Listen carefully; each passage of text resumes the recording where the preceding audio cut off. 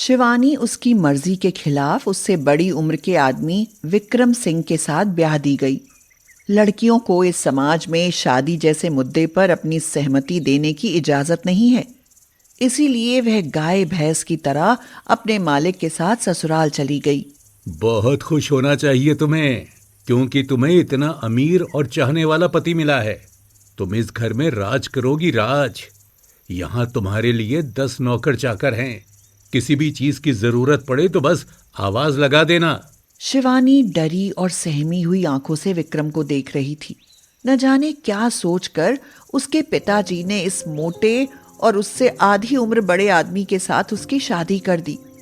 गरीबी, हाँ, शायद यही कमजोरी रही होगी, वरना इतनी सुंदर लड़की के लिए एक से बढ़कर एक लड़के की लाइन लग जाती। क्या सोच रही हो? अभी मायके का मातम खत्म नहीं हुआ। जानती नहीं कि आज हमारी सुहागरात है। नहीं नहीं, आप ऐसा नहीं कर सकते। मैं अभी इसके लिए तैयार नहीं हूँ। मैंने शादी तुम्हें शोकेस में सजाने के लिए नहीं की है, समझी? मैं जैसा चाहूंगा वैसा तुम्हें करना होगा। शिवानी रोती रही, चिल्लाती रही, मगर विक्रम सिंह ने उसकी एक न सुनी। अगली सुबह शिवानी का जीवन बदल चुका था। वह जबरदस्ती की दुल्हन बनकर जिम्मेदारियां उठाने को तैयार हो चुकी थी। अब हर रोज शिवानी को विक्रम सिंह का अत्याचार सहना पड़ता था। वह अब सिर्फ विक्रम सिंह के हाथों की कठपुतली बनकर रह गई। इसी तरह साल भर बीत गया। मुझे तो ऐसा लगता है कि तुम बंजर जमीन हो। साल भर के बाद भी मैं बाप नहीं बन पाया। अगर इस साल भी तुमने बच्चा नहीं दिया तो मैं दूसरी शादी कर लूंगा, समझी? ये सब मेरे हाथ में नहीं है। और आप दूसरी शादी करने के लिए कैसे सोच सकते हैं? इस साल नहीं तो अगले साल बच्चा भी हो जाएगा। नहीं, मैं इतने दिन इंतजार नहीं कर सकता। अब तुम सोच लो कि तुम्हें क्या करना है। शिवानी बहुत परेशान हो गई। वह सोचने लगी कि अगर इस साल उसे बच्चा नहीं हुआ तो क्या होगा। अगर विक्रम सिंह ने दूसरी शादी कर ली तो शिवानी कहाँ जाएगी? ये सुनकर उसके पिताजी तो आत्महत्या ही कर लेंगे। 1 साल और बीत गया। शिवानी मां नहीं बन पाई और विक्रम सिंह ने दूसरी शादी रूपा नाम की लड़की से कर ली। आप ऐसा नहीं कर सकते। आपने मेरे बारे में क्यों नहीं सोचा? अब मेरा क्या होगा? चुपचाप पड़ी रहो किसी कोने में। रोटी कपड़ा सब मिलेगा। और खबरदार, अगर मेरे और मेरी नई पत्नी के बीच में आने की कोशिश की तो। शिवानी बेबस और लाचार सी खड़ी रह गई और विक्रम सिंह रूपा को अपने कमरे में ले गया। समय गुजरता रहा। रूपा शिवानी के साथ बहुत अत्याचार करने लगी। उसने सारे नौकरों की छुट्टी कर दी। वह उसे भूखा रखती, मारती और घर के सारे काम करवाती। और एक दिन तो उसने शिवानी को धक्का देकर घर से ही निकाल दिया। शिवानी रोती रही और सोचने लगी, क्या मेरा जीवन ऐसे ही दुख उठाने के लिए बना है? पिताजी ने उस राक्षस से शादी करके अपना दायित्व तो पूरा कर दिया, लेकिन मेरा क्या? अब कहाँ जाऊं? खैर अच्छा ही हुआ जो उसने मुझे घर से निकाल दिया। वैसे भी जानवर से बदतर जिंदगी जीनी पड़ रही थी। अब मैं उस कैद से आजाद हूँ। अब मैं कुछ काम करूंगी और इज्जत की जिंदगी जीऊंगी। वह कई दिन भूखी प्यासी इधर उधर भटकती रही। लोग उसे भिखारिन समझकर कोई आटा पकड़ा देता और कोई सिक्के थमा देता, मगर वह आटा कहाँ पकाएगी और कहाँ खाएगी? उसे चलते चलते एक गोभी का खेत दिखाई पड़ा। ताजा ताजा गोभी देखकर उसके मुंह में पानी आ गया। वह डरती हुई खेत की तरफ बढ़ी कि कहीं कोई उसे देख ना ले। शिवानी सोच रही थी, हे भगवान, मैं चोरी जैसा पाप करने जा रही हूँ, मुझे माफ कर देना। क्या करूँ? पेट की आग बुझाने के लिए मुझे ये सब करना पड़ रहा है। वह गोभी तोड़ ही रही थी कि उसे खेत के मालिक ने देख लिया और वह चिल्लाकर बोला, चोर कहीं की! सुन, तुझे अभी बताता हूँ, तेरी हिम्मत कैसे हुई मेरे खेत में घुसने की। शिवानी हाथ जोड़ते हुए बोली, मुझे माफ कर दो मालिक। मैं कई दिनों से भूखी हूँ। आटा चावल तो लोगों ने मुझे भिखारिन समझकर दे दिया, लेकिन इन्हें कैसे खाऊं? गोभी देखकर भूख नहीं रोक पाई और खाने के लिए आ गई। शिवानी ने उसे अपनी सारी आपबीती सुनाई। मालिक को उसकी कहानी सुनकर दया आ गई। वह बोला, अच्छा चल चल चल, कोई बात नहीं कोई बात नहीं। अब बहन, कल से गोभी तोड़ने का काम शुरू होने वाला है। तुम मेरे खेतों में काम करना, बदले में मैं तुम्हें गोभी और पैसे दोनों चीज दूंगा। फिलहाल मेरे घर चलो, मैं तुम्हें भरपेट खाना खिलाऊंगा। वह शिवानी को अपने घर ले गया और उसे भर पेट खाना खिलाया। साथ में उसे रहने के लिए ठिकाना भी दिया। आज शिवानी ने बहुत दिनों बाद चैन की सांस ली। थके रहने के कारण वह सो गई। अगले दिन वह खेत पर जाकर सुबह से ही गोभी तोड़ने लग गई। मालिक उसके काम से बहुत खुश था। वह पूरा दिन बिना आराम करे गोभी तोड़ती रही। अगले दिन उसने देखा कि मालिक की पत्नी शुभदा बहुत सारी गोभी भैंसों के आगे डाल रही हैं। भाभी, ये आप क्या कर रही हो? इतनी सारी गोभी आपने भैंसों के आगे डाल दी? और इनका क्या करूं? यूं ही पड़ी रहेंगी तो सड़ जाएंगी। पड़ोस में भी दूं तो पड़ोसी तो वैसे ही ताज़ा गोभी तोड़कर ले जाते हैं। भाभी, क्या आप मुझे कुछ पुराने बर्तन और मिर्च मसाले दे सकती हैं? ठीक है, मेरे पास कुछ फालतू के पुराने बर्तन पड़े हैं, देती हूँ।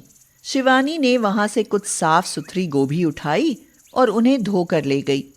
आटा उसके पास था ही। उसने गोभी कसकर मिट्टी के चूल्हे पर गोभी के पराठे बनाए। शिवानी को पराठे बनाते देख शुभदा बोली, अरे वाह, तुमने तो गोभी के पराठे बना डाले। कहने की हिम्मत तो नहीं हो रही भाभी, लेकिन आप खाकर देखिए, बहुत स्वादिष्ट लगेंगे। ऐसी भी क्या बात है शिवानी, लाओ मैं खाकर बताती हूँ। शुभदा ने पराठा क्या खाया कि उसका पराठा खाने की इच्छा और बढ़ गई। मुझे तो मालूम ही नहीं था कि गोभी के इतने अच्छे पराठे बन सकते हैं। भाभी, आप कुछ मदद कर दो तो मैं गोभी के पराठे बनाकर बेचना शुरू कर दूं। कैसी मदद शिवानी? बस ये गोभी आप गाय भैंस को ना डालकर मुझे दे दें, मैं इसी से अपना काम शुरू कर लूँगी। बर्तन आपने मुझे दे ही दिए हैं, मैं मिट्टी के चूल्हे पर गोभी के पराठे बनाकर बेचा करूँगी। तुमने थोड़े ही दिनों में मेरा मन जीत लिया शिवानी। तुम बहुत प्यारी हो। कल से ये सारी गोभी तुम रख लेना। शिवानी बहुत खुश हुई। वह बोली, भाभी, आप भी बहुत अच्छी हो, तभी तो दुखिया का दुख समझती हो। उसके बाद शिवानी ने अपने कमाए हुए पैसों से आटा और मिर्च मसाले खरीदे। मालिक ने इन तैयारियों को देखते हुए पूछा, बहन, इतनी तैयारियां तो कर रही हो, लेकिन पराठे बनाकर बेचोगी कहाँ? मालिक, आपके खेत के पास थोड़ी जगह मिल जाती तो। अरे वाह, बहुत चालाक हो। गोभी भी मेरी, खेत भी मेरा। चलो, तुम भी क्या याद करोगी, कोई भला आदमी मिला था। शिवानी उस दिन के बाद खेत के पास ही पराठे बनाकर बेचने लगी। ताज़ा गोभी, उस पर चूल्हे पर बनाया हुआ पराठा। लोग ललचाए हुए उसके पास पराठा खाने के लिए आने लगे। मालिक, आखिर कब तक मैं आप लोगों पर बोझ बनी रहूंगी? वैसे भी खेत से गोभी खत्म हो चुकी है। अब मैं सब्जी मंडी से गोभी लाकर पराठे बनाऊंगी। जैसी तुम्हारी इच्छा बहन। बाकी कभी जीवन में हमारी जरूरत पड़े तो बता देना। शिवानी ने अब गोभी सब्जी मंडी से लानी शुरू कर दी। अब उसने अपने लिए एक गैस चूल्हा और ठेला भी खरीद लिया। अब वह अपने गोभी के पराठे शहर में जाकर बेचने लगी। वहां गांव से 4 गुना ज्यादा ग्राहक आते थे। शिवानी की मेहनत और उसके पराठों का शहर में भी बोलबाला हो गया। शिवानी गोभी के पराठे वाली के नाम से मशहूर हो गई। एक दिन विक्रम सिंह अचानक उसके ठेले पर पहुंच गया और खाना मांगने लगा। कुछ खाने के लिए मिलेगा? कल से कुछ नहीं खाया।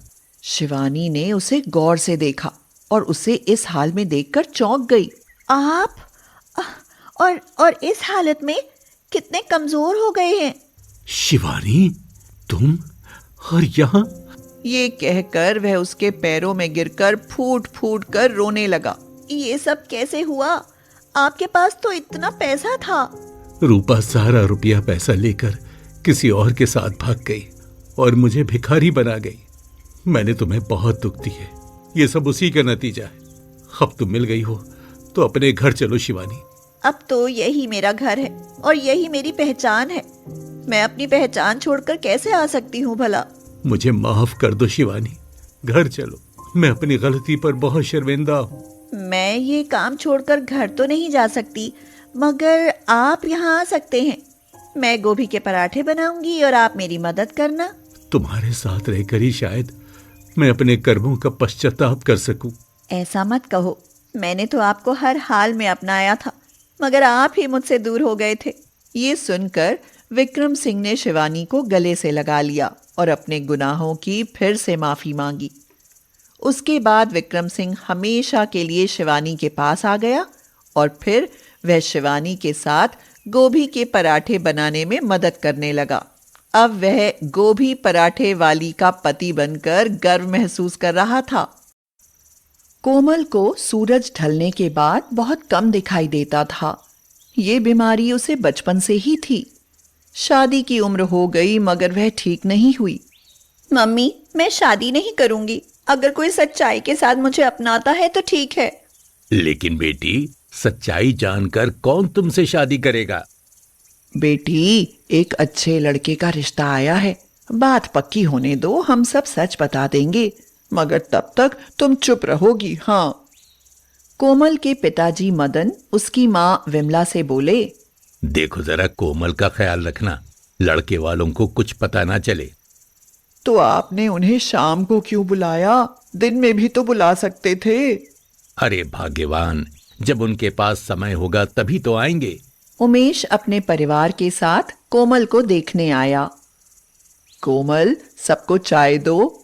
अरे बेटा, उधर कहाँ चाय दे रही हो? ये लोग इधर हैं। अरे, लड़की तो बहुत सुंदर है, मगर ये चाय के कप उधर क्यों दे रही है? अजी, वो पहली बार कोई लड़का देखने आया है, उसे घबराहट हो रही है। वैसे भी ये बहुत शर्मीली है, किसी के सामने जाने से शर्माती है, लेकिन मेरी बेटी बहुत ही संस्कारी और पढ़ी लिखी है। कोई बात नहीं, ऐसा होता है। हमें कोमल बहुत पसंद है। जल्दी ही हम शादी की तारीख निकलवाते हैं। शादी की शुभ घड़ी भी आ गई। विदा होते समय वह अपनी सास के गले मिलकर रोने लगी। मैं इधर हूँ कोमल, वो तेरी सास हैं। समधन जी, मायका छोड़ने का दुख ऐसा ही होता है, कुछ नहीं दिखाई देता। मेरी बच्ची को रोते रोते ये भी नहीं दिख रहा कि मैं इधर हूँ। मैं समझ सकती हूँ, आप चिंता मत करो, मैं इसे अपनी बेटी की तरह रखूंगी। कोमल ससुराल आ गई। दिन की रस्में तो सकुशल निपट गईं। अपने कमरे में जाकर वह सोचने लगी कि क्या उमेश से सब कुछ छुपाना सही रहेगा। नहीं, मुझे अपनी जिंदगी की शुरुआत सच बताकर करनी चाहिए। मुझे उमेश से कुछ नहीं छुपाना चाहिए। कोमल, तुम खुश तो हो ना इस शादी से? मैं खुश हूँ, लेकिन मैं आपसे कुछ कहना चाहती हूँ। मुझे कुछ नहीं सुनना। तुम खुश हो, मुझे और कुछ नहीं चाहिए। अगले दिन मुंह दिखाई की रस्म थी।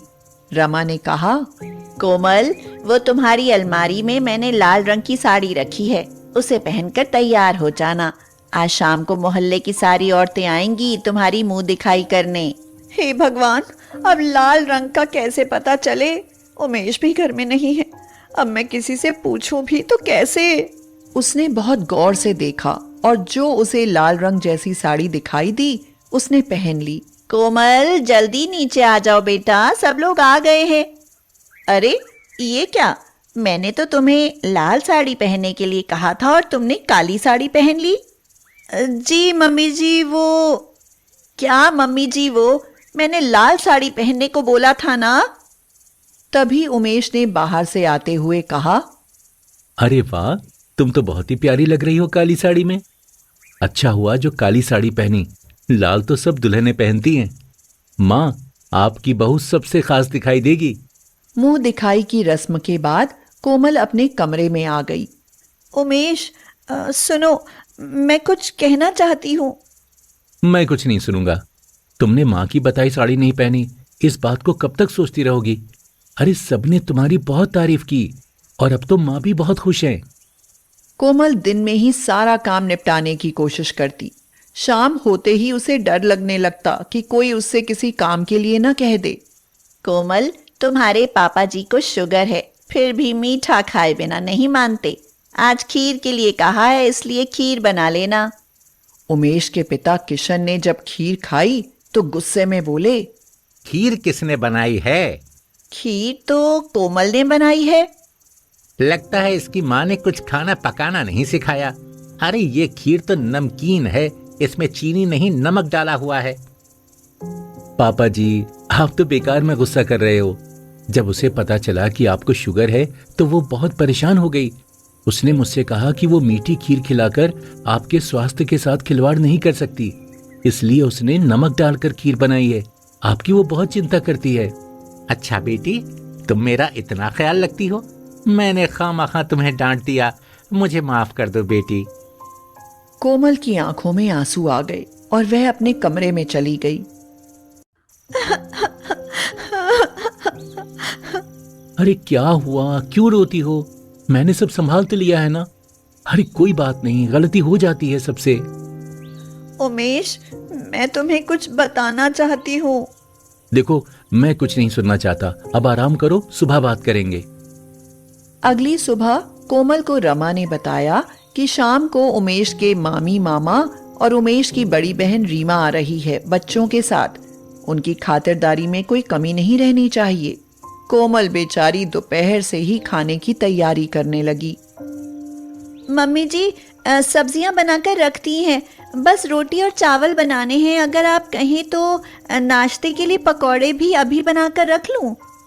अरे नहीं नहीं, अभी तो 5 बजे हैं, पता नहीं आने में कितनी देर लगे।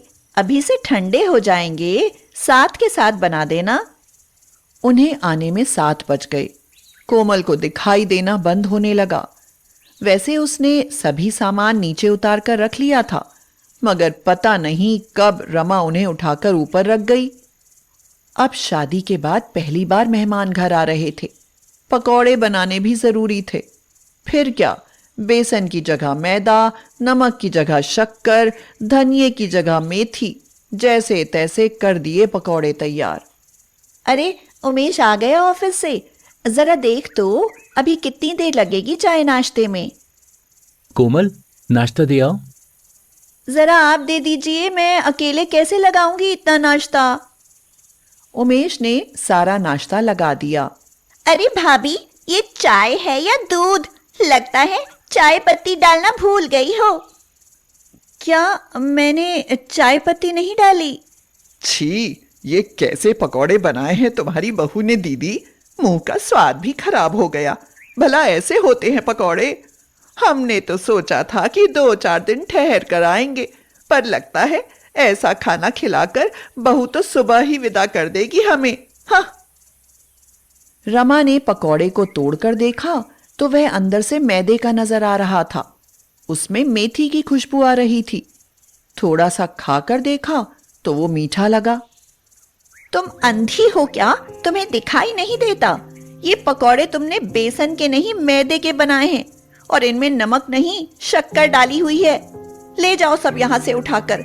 लगता है नमक चीनी का अंतर भी नहीं जानती, अंधी कहीं की। कोमल इतना सुनकर जोर से रोने लगी। रो कर किसे दिखा रही हो? सब कुछ सत्यानाश कर दिया। मम्मी जी, मैं आपको एक सच्चाई बताना चाहती हूँ।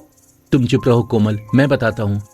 देखिए, कोमल को रतौंधी नाम की बीमारी है, जिससे उसे शाम होते ही बहुत कम दिखाई देता है। लेकिन आप ये बात कैसे जानते हो? मैंने तुम्हें तुम्हारी मम्मी से बात करते हुए सुना था। मैंने कई बार बताने की कोशिश की, लेकिन आपने मेरी बात ही नहीं सुनी। इसलिए कि मैंने पहले दिन ही तुम्हें तुम्हारी मम्मी से फोन पर बात करते हुए सुन लिया था। मैं भी तो इसकी माँ जैसी हूँ। अगर मुझे पता होता तो मैं कभी शाम के बाद उसे कोई काम करने नहीं देती। लेकिन उमेश, ये बात तो तुमने हमें क्यों नहीं बताई? हाँ माँ, क्योंकि मैं अपनी रतौंधी पत्नी का तमाशा नहीं बनने देना चाहता था। ये तो एक बीमारी है, इस पर अपना कोई वश नहीं है। कोमल बहुत अच्छी है मम्मी, लेकिन कोई उसकी बीमारी को लेकर तमाशा बनाए, ये मुझे पसंद नहीं।